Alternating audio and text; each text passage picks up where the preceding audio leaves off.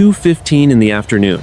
The Boeing C-17 Globemaster 3, call sign Reach 780, banked heavily over the Strait of Hormuz. This was not a standard logistics flight. Inside the pressurized cargo hold sat 24 high-level diplomatic envoys returning from a sensitive summit. The question was no longer about the success of their negotiations. It was whether they would survive the next 9 minutes. The sun hung low over the Persian Gulf. It turned the water into a sheet of hammered gold. At 28,000 feet, the air was thin and freezing. The massive transport aircraft moved through the sky with a heavy and rhythmic pulse. To the crew in the cockpit, the mission felt routine. They were 400 miles from their destination at Al Udeid Air Base in Qatar. But something was wrong. A localized electronic interference had begun 10 minutes earlier. It was subtle and precise. The global positioning system coordinates on the primary flight display began to shift. The aircraft was no longer where the pilots thought it was. It was drifting north. It was crossing an invisible line into restricted Iranian airspace. 50 miles away, on the rugged coastline of southern Iran, a radar dish began to rotate faster. Inside a hardened concrete bunker near Bandar Abbas, an Iranian air defense commander stared at his screen. The Combat Information Center was dim. Only the glow of tactical displays lit the room. A yellow icon flickered on the glass. The commander leaned forward. Identify the contact. A technician adjusted his headset. It is a heavy transport. Western manufacture. It is 4 miles inside the exclusion zone. The commander gripped the edge of his console. They were warned yesterday. This is a violation. Back in the cockpit of the C-17, the lead pilot adjusted the trim. He felt a slight vibration in the controls. It was a phantom sensation. He checked his instruments. Everything looked normal. The primary navigation system showed them safely in the international corridor. He did not see the ground-based radar painting his fuselage. He did not know that a fire control system was currently calculating his altitude and speed. The aircraft carried more than just people. It carried a hope for regional stability. If the plane fell, the peace process would fall with it. The crew remained unaware of the tension building on the ground below. They continued their steady flight path. They were deeper into the danger zone now. The Iranian commander picked up a secure telephone. He spoke to his superior at the regional command center. "We have a target. It is not responding to the standard beacon. Requesting permission to engage." The response was immediate. "Track and lock. If they do not turn in 60 seconds, clear for fire." Inside the American cockpit, a single light flickered on the secondary console. It was the electronic warfare suite. It was a warning. The co-pilot saw it first. He frowned and tapped the glass. The co-pilot spoke. "Captain, I have a spike. Someone is looking at us." The pilot turned his head. "Source? Unknown. It looks like a high-power search radar." The aircraft moved forward at 400 knots. The electronic invisible line was now far behind them. They were in a corridor of fire. The pilot looked out the window at the distant coastline. The morning was still quiet. It would not stay that way. 2:18 in the afternoon. Inside the cockpit of Reach 780, the atmosphere changed instantly. The rhythmic hum of the engines was broken by a sharp, intermittent chirping. It was the missile approach warning system. The pilots call it the MAWS. It was no longer a phantom spike. The co-pilot adjusted his headset. His hands moved quickly across the console. "Captain, the signal is persistent. We are being painted by a Big Bird acquisition radar. That is an S-300 series battery." The lead pilot felt a cold sweat prickle beneath his flight suit. He looked at the primary navigation display. It still showed the aircraft 3 miles south of the Iranian border. He checked the backup inertial system. There was a discrepancy, a large one. The pilot spoke into the radio. "Bandar Abbas Control. This is Reach 780. We are a United States Air Force transport on a diplomatic mission. We are in the international corridor. Confirm your radar status." There was a long silence. The static on the radio seemed louder than usual. Then, a voice broke through. It was the Iranian ground controller. The voice was flat. and professional. Reach 780. You are not in the international corridor. You are 6 miles north of your assigned track. You are in restricted military airspace.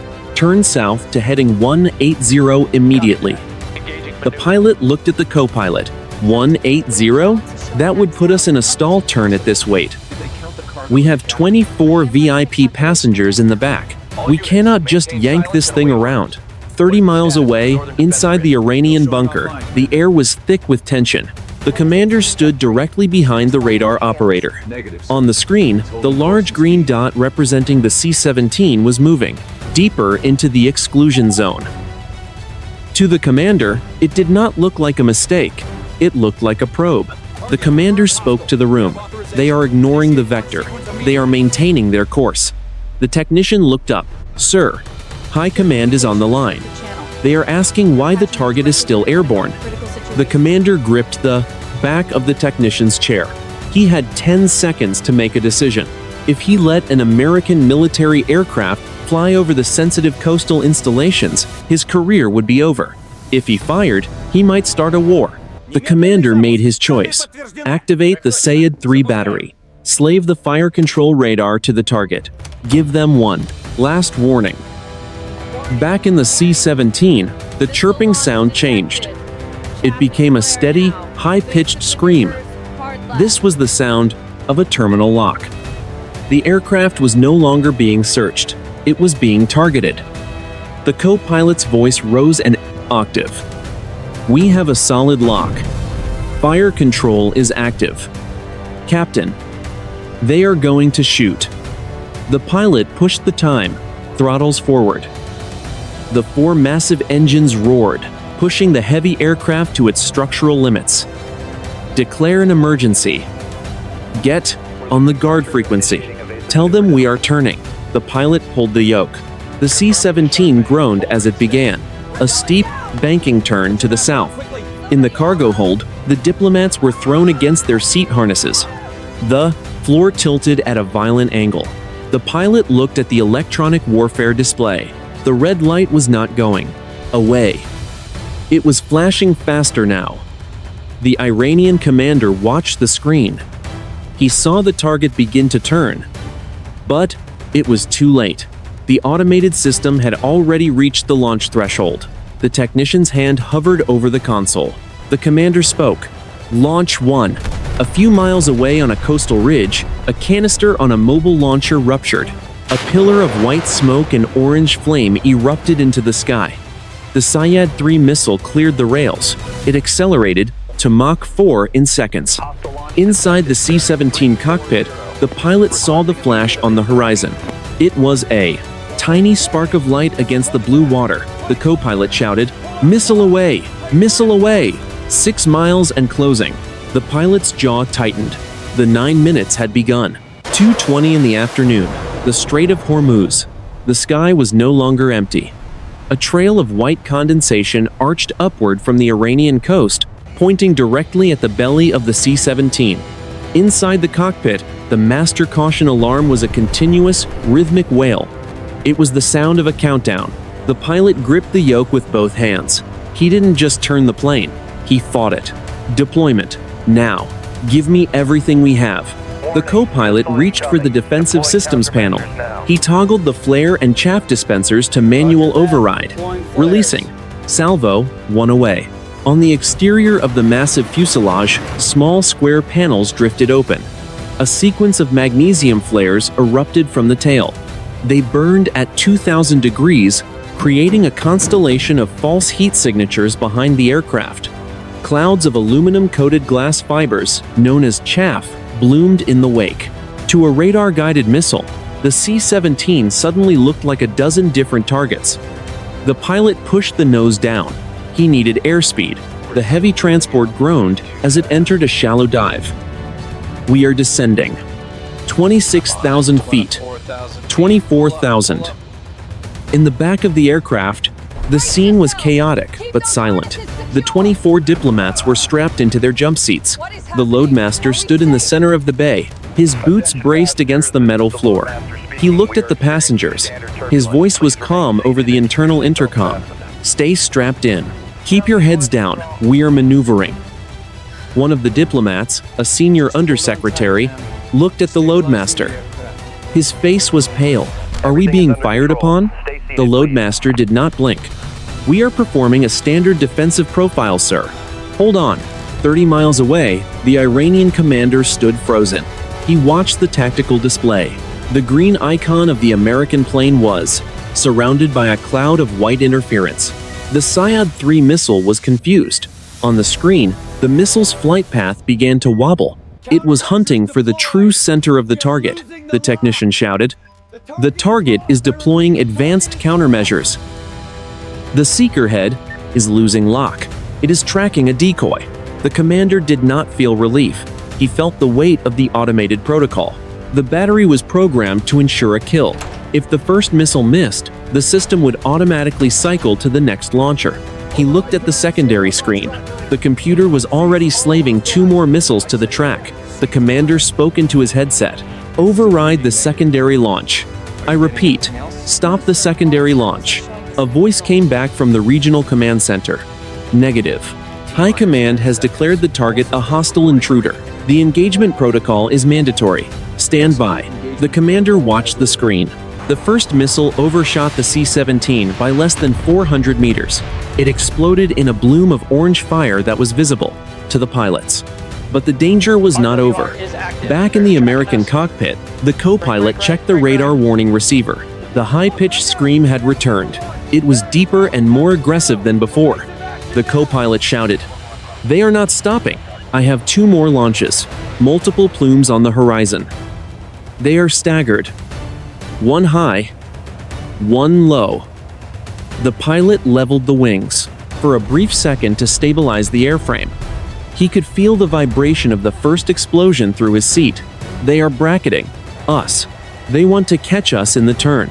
The pilot looked at the altimeter. They were at 18,000 feet. The air was thicker here.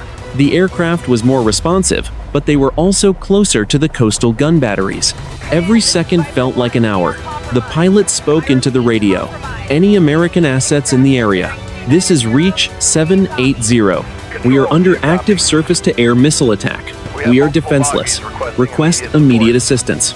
There was no answer, only the sound of the wind screaming past the cockpit glass and the steady, terrifying pulse of the missile warning. The second and third missiles were climbing. They were faster than the first. The pilot looked at the co-pilot. "We are out of flares." 2:21 in the afternoon. The cockpit of Reach 780 felt smaller than it had a minute ago. The co-pilot's voice was a jagged whisper. "I repeat, we are out of flares. All decoy magazines are empty." The pilot did not look at him. His eyes were locked on the horizon, searching for the twin white trails of the second and third missiles. He knew the physics of the situation. Without heat decoys or radar confusing chaff, the aircraft was a 4-deck high target of glowing titanium and aluminum. It was a massive heat signature against a cool blue sky. The pilot spoke over the internal comms. "Loadmaster, tell everyone to brace. We are going to the floor." He shoved the control yoke forward and to the left.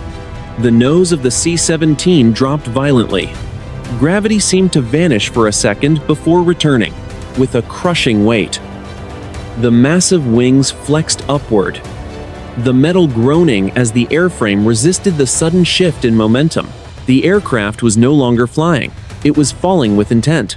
3.5 Gs, the co-pilot grunted. His face was distorted by the centrifugal force. "The airframe is overstressed. Captain, you are going to snap the wing spars." "Let them snap," the pilot replied. His voice was strained, forced out through gritted teeth. "Better to break the plane ourselves than let those missiles do it for us." 2:22 in the afternoon.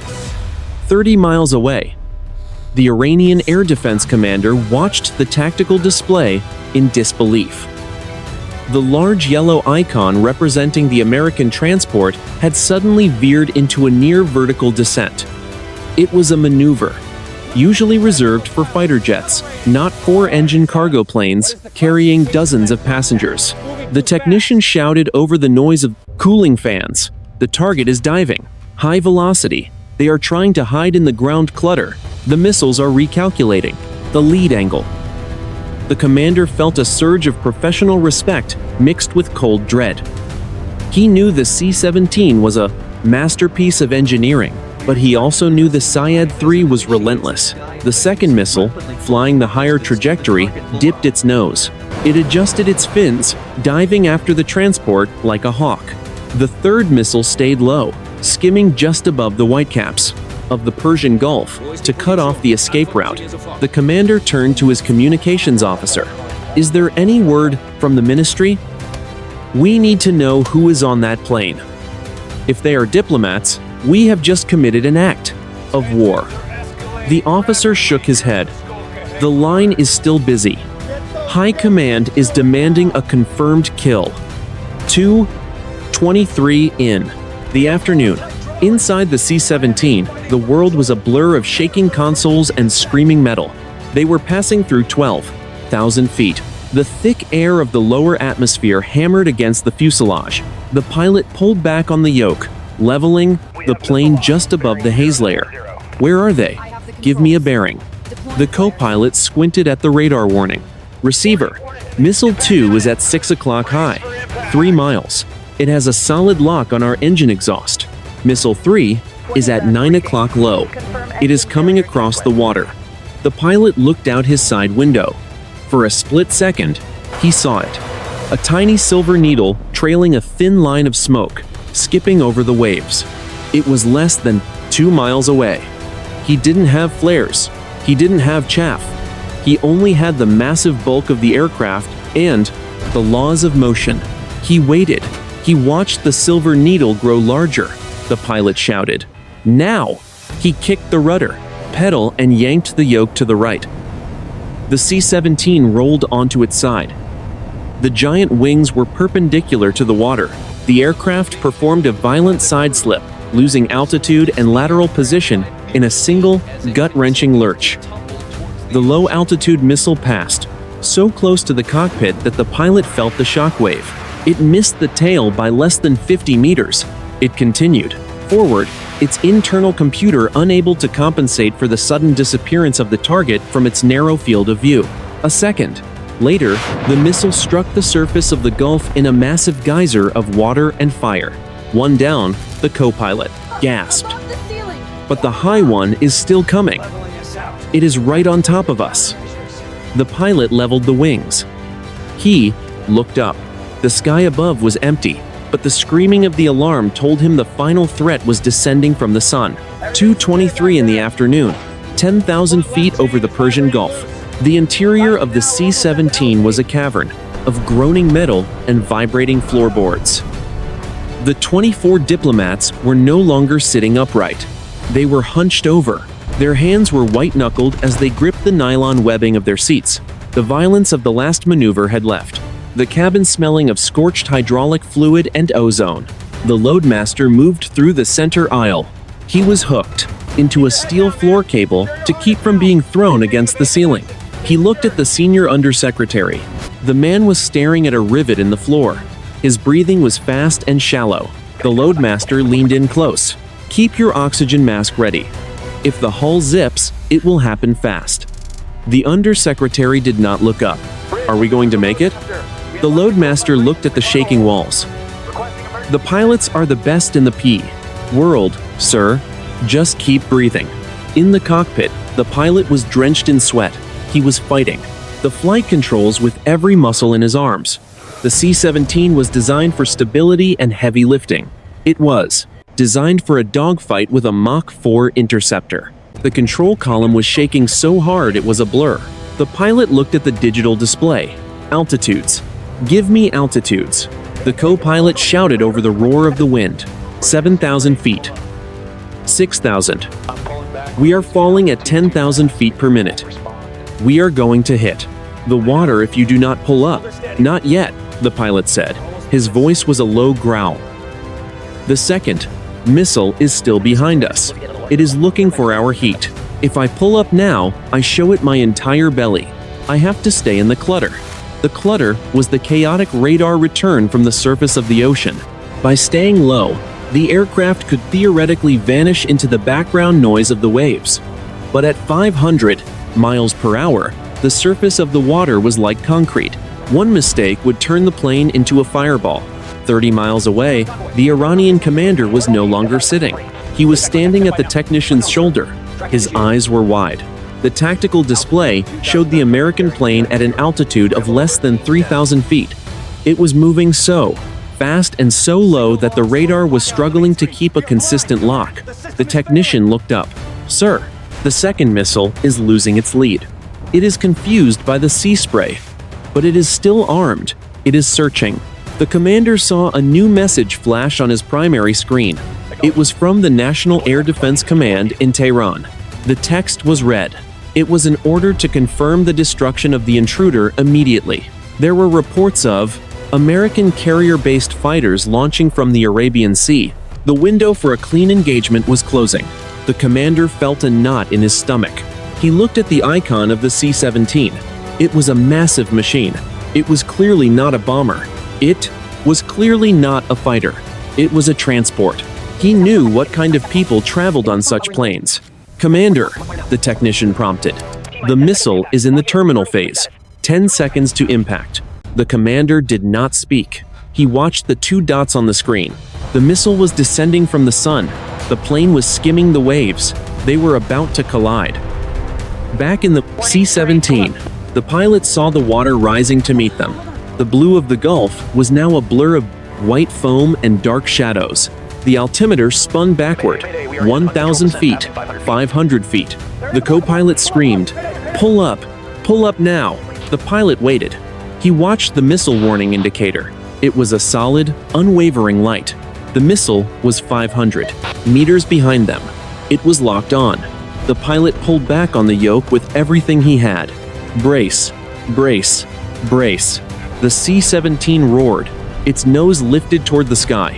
The massive engines screamed as they fought gravity. The plane began to climb. But the missile was already there. It was committed. Both sides had reached the point of no return. The morning was about to vanish in a flash of light. 2:24 in the afternoon. The Strait of HORMUZ. The C-17 roared. The pilot pulled the yoke to his chest with everything he had. The massive nose pointed at the sky. Gravity pushed the crew into their seats with a crushing weight. The airframe groaned under the extreme stress of the maneuver. The metal screamed as the wings flexed to their structural limits. The co-pilot shouted, "The missile is in the terminal phase. 300 meters. 200. The warning tone was no longer a pulse. It was a solid, deafening scream. It filled the cockpit. It signaled the end of the chase. The pilot could see the orange glow of the missile exhaust reflecting off the cockpit glass. The pilot spoke. "Hold on. Everyone. Hold on." The second Syad-3 missile followed the climb. It was a weapon designed to intercept high-speed maneuvering targets. Its proximity fuse armed itself. The internal computer calculated the optimal kill zone. It was looking for the thick, heavy wing route of the transport aircraft. 2:24 and 30 seconds in the afternoon. The missile reached the end of its flight. It did not hit the fuselage directly. It exploded 20 meters above the left wing. A sphere of orange fire expanded in the thin air. It was a brilliant and terrifying flash. Thousands of tungsten fragments sprayed the aircraft like a shotgun blast. The C-17 shuddered. It was a violent and jarring impact. It felt like a high-speed collision. The cockpit displays flickered and turned red. The co-pilot screamed. "Engine number 1 is failing. Engine number 2 is vibrating. We have multiple hydraulic alerts." The pilot fought the flight controls. The left wing was peppered with hundreds of small holes. Fuel began to mist from a punctured tank, creating a white cloud in the slipstream. Thick black smoke trailed from the outer engine. The pilot spoke into the radio. "Mayday, Mayday, Mayday. This is Reach 780. We are hit. We are losing altitude." The radio remained silent. The electronic interference from the coast was still heavy. The aircraft was alone in a hostile sky. 2:25 in the afternoon. Inside the Iranian bunker, the technician stared at the screen. The yellow icon was still there. It was flickering. It was slowing down. It was no longer a steady track. The computer struggled to maintain the lock. The technician spoke. A direct hit is not confirmed. The target is still airborne. It is descending rapidly. Altitude is 5,000 feet and falling. The Iranian commander watched the display. He saw the American plane losing speed. It was crippled. It was no longer a threat. To the commander, it looked like a victim. He knew the protocol for an unconfirmed kill. The commander spoke. The battery is reloading. The third launcher is coming online. The technician checked his panel. Sir, the automated system is ready. It is locking the target again. High Command is demanding a confirmation of destruction. The commander looked at the red phone on the wall. It began to ring. The sound was sharp. It was urgent. The commander reached for the handset. His hand was shaking. He knew what a third missile would do. It would ensure there were no survivors.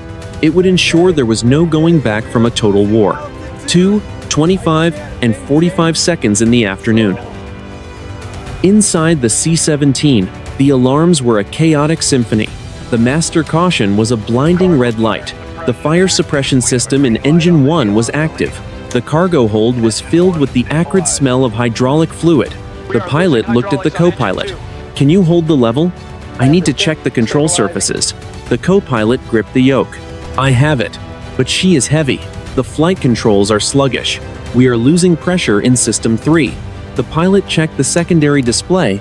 The third missile warning was already flashing. The ground battery was not finished. They were being targeted again. The radar was painting them for a final strike. The pilot spoke into the intercom. Loadmaster, report. The loadmaster responded. We have multiple punctures in the hull. The passengers are okay, but terrified. We have a fire in the auxiliary power unit. We are working on it. Sir, we cannot take another hit. The pilot looked out the window. The Iranian coastline was still visible on the horizon. They were still in the kill zone. They were a wounded bird in a hunter's sights. 2:26 in the afternoon. Inside the Iranian air defense bunker, the red telephone was no longer ringing. It was being gripped by the commander. The voice on the other end was not a local officer. It was a high-ranking official from the National Security Council in Tehran. The commander's face went from pale to ghostly white. Confirming identification, he whispered. A United States Air Force C-17, carrying diplomatic envoys. The voice on the line was frantic. It was a navigational error caused by our own electronic warfare testing in the sector. They did not intend to intrude. You must terminate the engagement immediately. Do you understand? If that plane goes down, we are at war by sunset. The commander looked at the primary tactical display. His heart hammered against his ribs. The third missile has already cleared the rails. The automated system slaved it to the target's heat signature 4 seconds ago. I cannot recall the missile. It is a fire and forget seeker. The technician at the console looked up, his eyes wide with panic. Sir, the missile is active. It is tracking. I have no data link to send a destruct command. It is operating on its own internal logic. 2:26 and 30 seconds in the afternoon. Inside the cockpit of the damaged C-17, the pilot felt the aircraft fighting him. The left wing was heavy. The vibrations from engine number 2 were getting worse. But the most terrifying sound was the return of the missile warning tone. It was a new, clean signal, a fresh launch. The co-pilot looked at the rear-facing radar. New contact, 6 o'clock low. It is coming fast. Mach 3.5 and accelerating. Captain, we have no more countermeasures. We are a sitting duck. The pilot looked at the altimeter. They were at 4,000 feet. The water was dangerously close. He looked at his co-pilot. There was no fear in his eyes, only a cold, professional focus. We cannot outrun it, the pilot said, and we cannot outturn it. Not with the wing in this condition. The co-pilot checked the hydraulic pressure. System 3 is at 0. System 1 is fluctuating. We are losing the left aileron. The pilot made a split-second decision. It was a maneuver he had only read about in flight test manuals. It was called a zero-G push. If he could make the aircraft momentarily weightless, the fuel and heat signatures might shift enough to confuse a secondary seeker head. But at this altitude, it was nearly suicidal. The pilot keyed the internal intercom. Loadmaster. This is the pilot. Everyone needs to tuck their heads now. We are going to drop. 2:27 in the afternoon. The third Syed-3 missile closed the distance. It was less than 2 miles from the tail of the C-17. Its infrared seeker was locked onto the burning remains of engine number 1.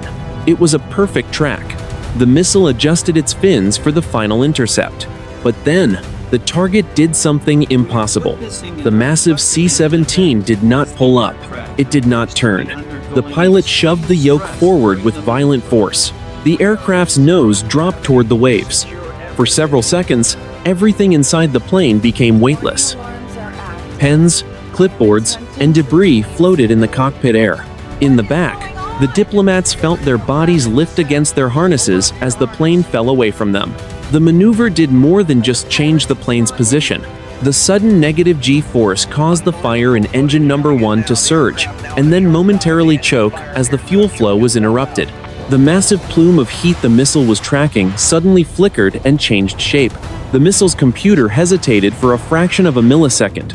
It was a mechanical indecision. The seeker head saw the heat signature vanish into the clutter of the ocean surface below. The missile moved too fast to compensate. It passed over the top of the C-17's tail by less than 10 meters. The pilot pulled back on the yoke. He felt the blood drain from his head as the G-forces returned. The plane leveled off at a mere 300 feet above the water. The co-pilot watched the radar. Missile 3. Missed. It is gone. It just hit the water 3 miles ahead of us. There was a moment of absolute silence in the cockpit. Only the sound of the wind and the dying vibration of the engines remained. They were still flying. The co-pilot exhaled a breath he had been holding for 2 minutes. We are still here, Captain. We are still here. The pilot did not celebrate. He looked at the smoking engine. We are not safe yet. Get back on the radio. Tell them we are exiting the zone now. Tell them if they fire again, there is nothing left to save.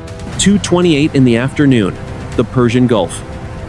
The shadow of the C-17 skipped across the crests of the waves. At 300 feet, the massive aircraft was a ghost on the water. The pilot pulled back on the yoke with a steady and measured hand. He did not snap the controls. He coaxed the wounded machine back toward the sky. The altimeter began to climb. 500 feet, 800 feet, 1,000 feet. The cockpit was a scene of controlled disaster. Smoke from the extinguished fire in engine number 1 lingered in the air. The silence was heavy. It was a vacuum filled only by the ragged breathing of the two pilots. The co-pilot wiped a smear of hydraulic fluid from his cheek. Radar is clear. No new launches. The search frequency from Bandar Abbas just went into standby mode. They stopped looking for us.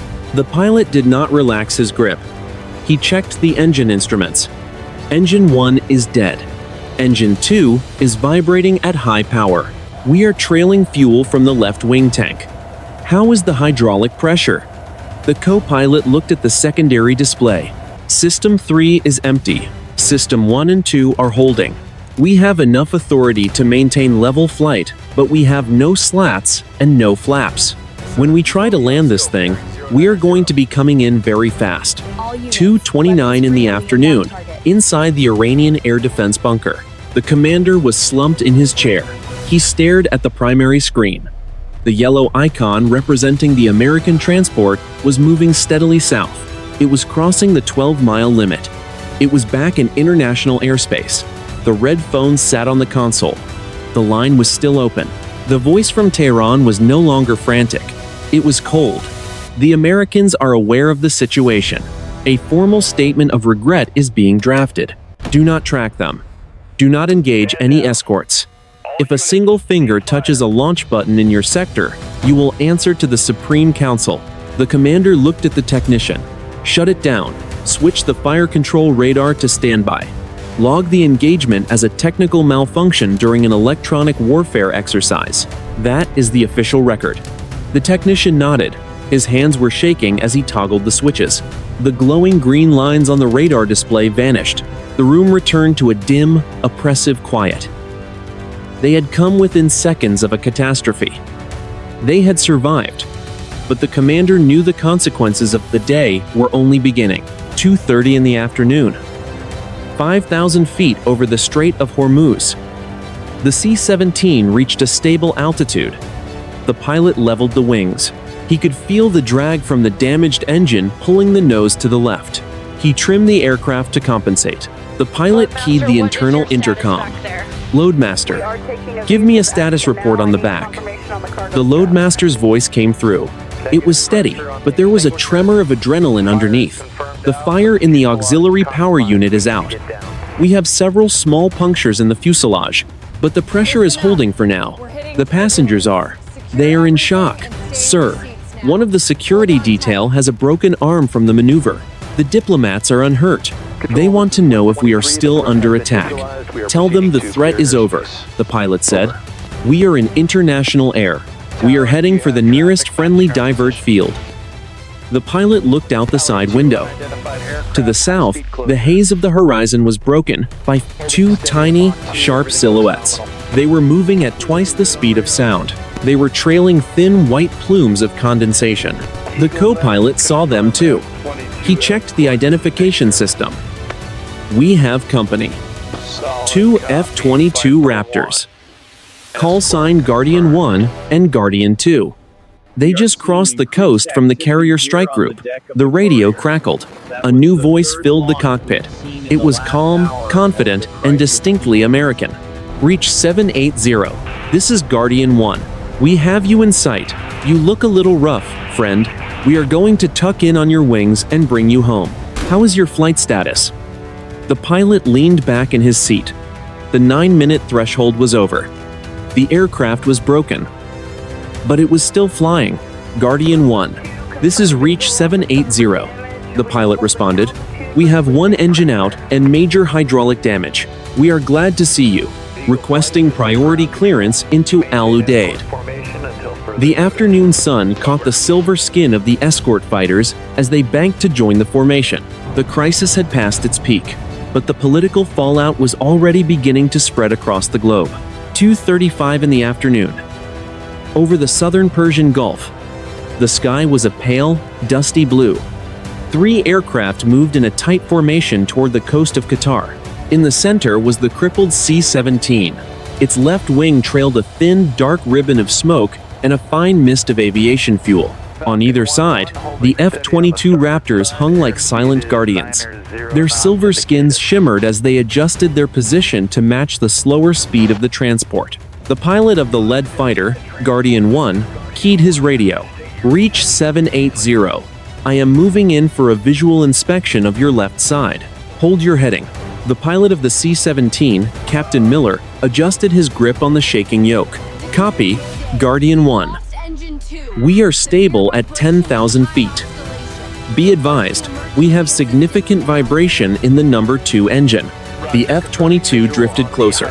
The fighter pilot looked through his canopy at the massive wing of the transport. His voice was grim when he spoke again.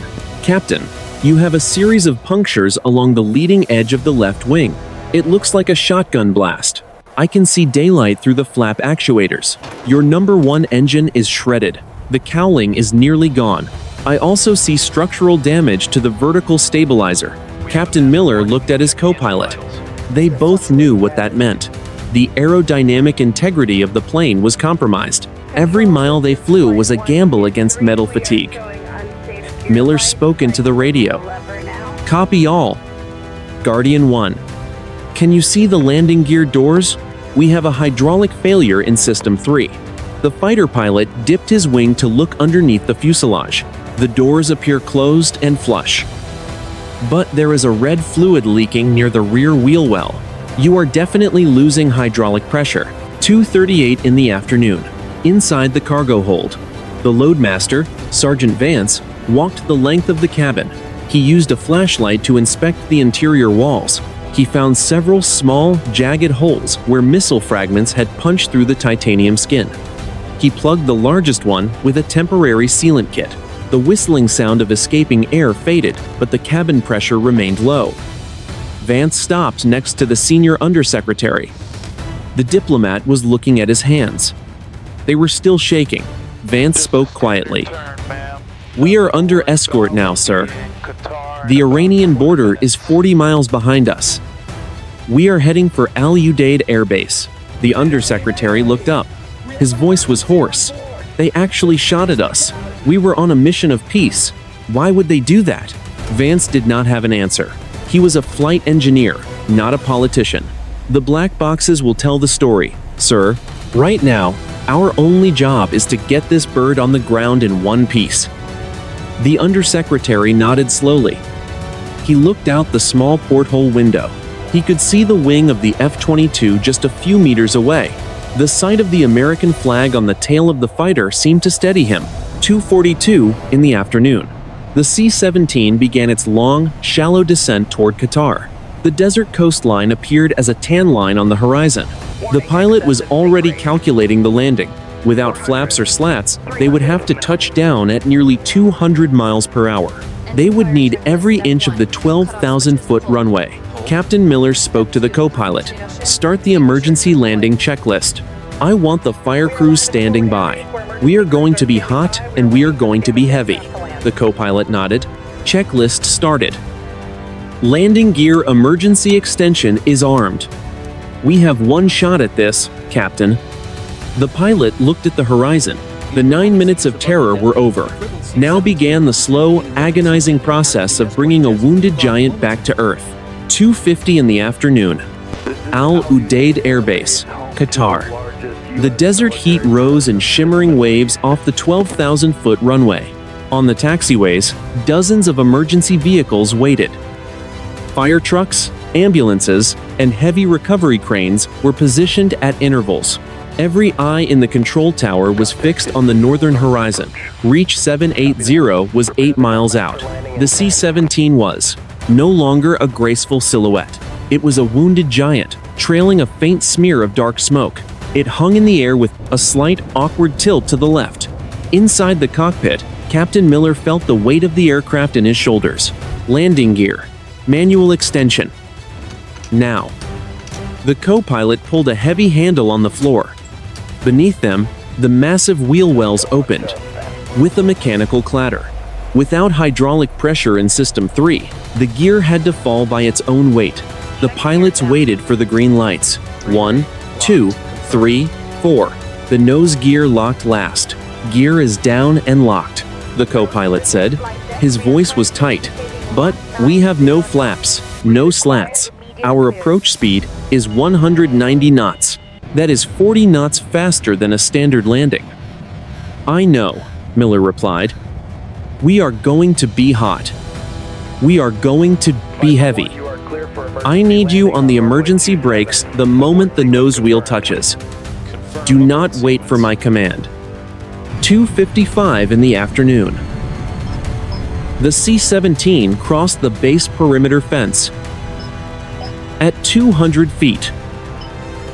The roar of the 3 remaining engines filled the valley. The aircraft was moving at a lethal velocity. The pilot kept the nose slightly high, using the massive surface area of the fuselage to create aerodynamic drag. The main landing gear struck the asphalt with a sound like a cannon shot.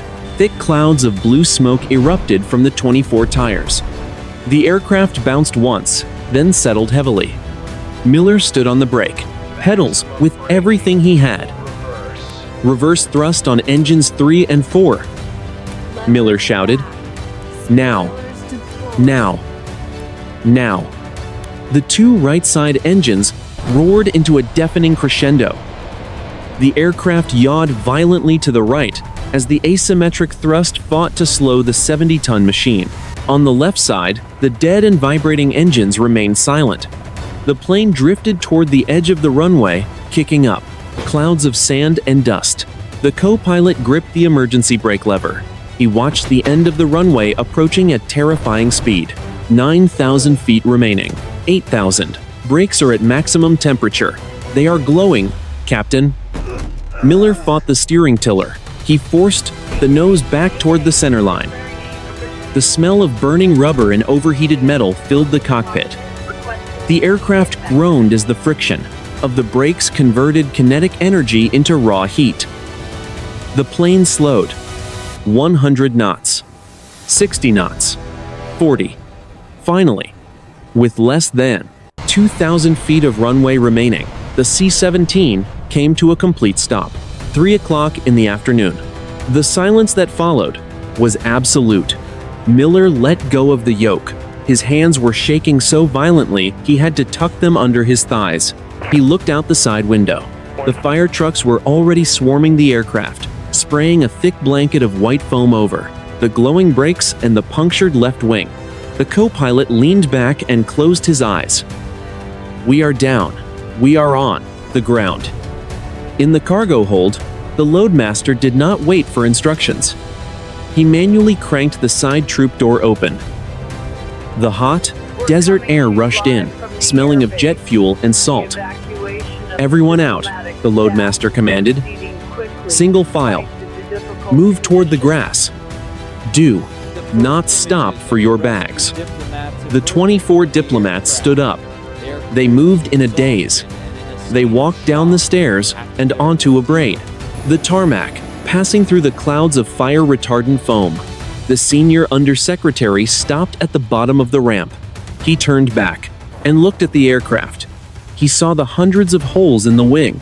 He saw the blackened remains of the engine. He realized, for the first time, how close they had come to vanishing.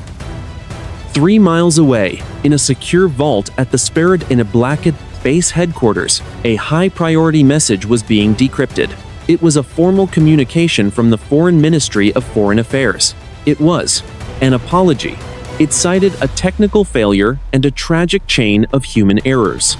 The crisis had ended with a landing.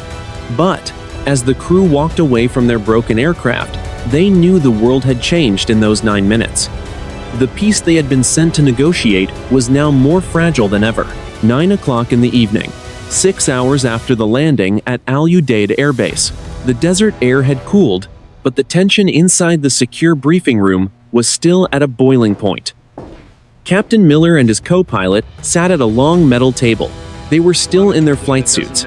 The smell of sweat and hydraulic fluid clung to their clothes. Across from them sat 3 colonels from Air Force Intelligence and a representative from the State Department. A large digital map of the Persian Gulf was projected onto the wall. It showed a tangled mess of lines. One line was the intended flight path. Another was the actual track of Reach 780. The gap between them was a jagged wedge of space that had nearly triggered a war. The intelligence officer tapped a point on the map, near the Iranian coast.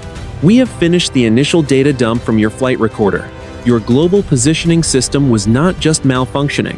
It was being fed a deceptive signal. It is called spoofing." A localized electronic warfare unit near Bandar Abbas was conducting a high-power test. They were projecting a false coordinate set into the corridor. Captain Miller leaned forward. His voice was tired. "So they dragged us into their backyard on purpose?" The officer shook his head. "According to the diplomatic cables we are receiving from Tehran, no. It was a technical accident. They were testing a defensive shield against cruise missiles. They did not realize the signal was powerful enough to reach the international corridor. When your aircraft appeared on their radar, their automated systems saw a heavy intruder in restricted space. The battery commander followed a protocol that should never have been active." 11 o'clock in the evening, Tehran. Inside a wood-paneled office, the Iranian Air Defense Commander stood before a tribunal of senior officers. He was no longer wearing his medals. He described the 9 minutes with clinical precision. He spoke of the fire or fail ultimatum. He spoke of the confusion in the command chain. The tribunal president looked at a transcript of the hotline call with the Pentagon. "You fired 3 missiles at a diplomatic transport. If that pilot had not been a master of his craft, we would be sitting in a bunker right now, waiting for the American retaliatory strike." The commander looked down at his boots. "The system told me it was a threat. The machine does not know the difference between a mistake and an attack." The president of the tribunal stood up. "That is the lesson we are all learning today. The machines are getting faster than our ability to control them." 1 o'clock in the morning, 3 days later. The story of the C-17 had reached every major news network in the world. High-resolution photographs of the damaged wing were on every front page. Military analysts sat in television studios, debating the physics of the zero-G push and the resilience of the Boeing airframe. But inside the hangars at Al Udeid, The mood was different. The aircraft was being stripped for parts. The damage to the wing spars was too extensive for repair. The plane that had saved 24 lives would never fly again. Captain Miller stood on the tarmac, watching a team of mechanics remove the flight data recorders. He was joined by the senior undersecretary. The diplomat was dressed in a suit again, ready for a flight back to Washington on a different, much more heavily guarded aircraft. The undersecretary looked at the scarred fuselage of the C-17. I am told the official report will call this a regrettable technical anomaly. Miller looked at the holes in the wing. It was not an anomaly to us, sir. It was 9 minutes of reality. The undersecretary nodded. I know, and I want you to know that the treaty we signed this morning would not exist without those 9 minutes. Both sides looked into the abyss. Both sides saw what happens when the machines take over. It scared them enough to finally talk. Miller did not smile. He knew the peace was fragile. He knew that somewhere another radar was turning. Another battery was waiting. Just doing our job, sir, Miller said. The undersecretary shook his hand. No, Captain, you did more than that. You gave the world a second chance. The morning sun began to rise over the desert. It was a new day. But for the men and women who had been in the sky over the Strait of HORMUZ, the shadows of the 9-minute threshold would never truly disappear. 8 o'clock in the morning. 3 days later. Washington, District of Columbia. Inside a windowless briefing room at the Pentagon, a group of senior analysts gathered around a mahogany table. They were reviewing the final after-action report on the engagement over the Strait of HORMUZ. On the screen, a high-definition satellite image showed the damaged C-17 sitting on the tarmac at Al Udeid Air Base. The aircraft looked like a relic of a war that had never officially started. The lead analyst, a retired Air Force general, tapped a laser pointer against the screen. The 9-minute threshold. That is what the intelligence community is calling it now. It was the exact amount of time between the first radar lock and the final missile impact with the water. In those 9 minutes, the global security architecture nearly collapsed. The analysis was cold and clinical. It detailed the convergence of 3 distinct failures. First, the localized electronic warfare test that unintentionally spoofed the American navigation systems. Second, the automated fire control protocols of the Iranian battery that removed human decision-making from the initial launch sequence. Third, the breakdown in high-level communication between Washington and Tehran. The general continued. We have confirmed that the Iranian commander at Bandar Abbas was under immense pressure. His systems were telling him he was under attack by a high-value target. Yet, in the final seconds, he hesitated. He did not fire a 4th or 5th missile. He waited for the hotline call.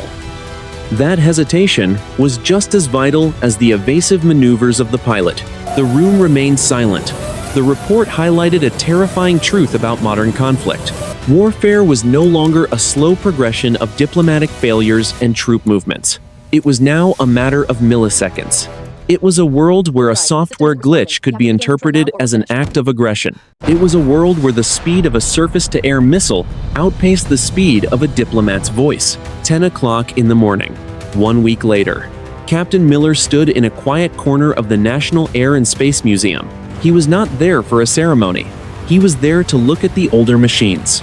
He stood before a propeller-driven fighter from a different century. It seemed simple. It seemed honest. In those days, a pilot could see his enemy. A pilot knew why he was fighting. A young boy walked past with his father. He pointed at a model of a C-17 on a nearby shelf. Look, Dad, that is the plane from the news. The one that survived the missiles. Miller watched them walk away. He did not feel like a hero. He felt like a survivor of a system that had nearly outgrown its creators. He thought about the 24 people he had carried in the back of his plane. They were back at their desks now. They were writing memos and attending meetings. They were continuing the slow, difficult work of peace. He realized then that the most advanced technology in his cockpit was not the radar or the engines. It was the human capacity for restraint. It was the ability to choose a different path when the machines demanded fire. Strategic experts would study the encounter for decades. It would become a mandatory case study at every military academy on Earth. It would be cited as the primary reason for the new global treaties on automated weapon systems. The world had seen the edge of the cliff. It had felt the heat of the fire. The final assessment of the report was a single, haunting sentence. Modern warfare is no longer decided by who fires first. It is decided by who chooses not to fire at all. The C-17 was eventually cut into sections and moved to a storage facility in the desert. It became a skeleton of titanium and wire, but the memory of its flight remained. It was a reminder of a morning when the world held its breath. It was a reminder that even in an age of machines, the human heart remains the final line of defense. The 9-minute threshold was over. The sky was blue and empty once again. But beneath the surface, the lesson remained. Peace is not the absence of conflict. It is the persistent, daily choice to avoid it.